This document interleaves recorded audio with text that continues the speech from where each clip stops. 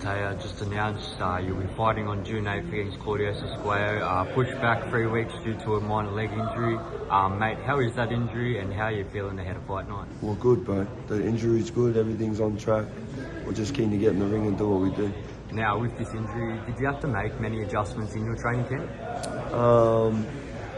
We just had to sort of take our foot off the throttle for a little bit. You know, we had to let it heal and do what it had to do.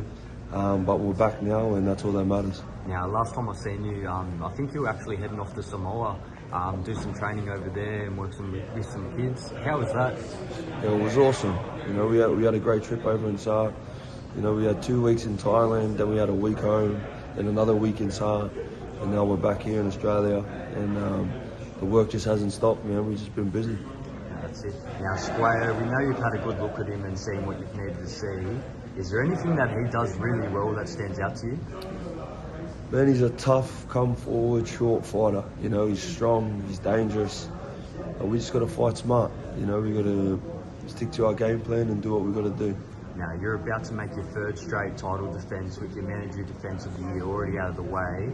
The other belt holders will both have their mandatory, well, they'll have no mandatory excuses after June, actually. What champion would you prefer to fight next?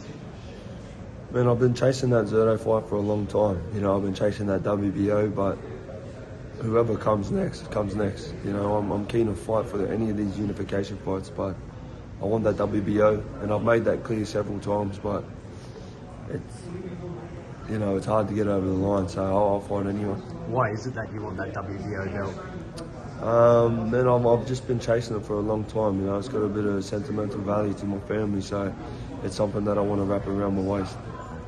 Thank you, time.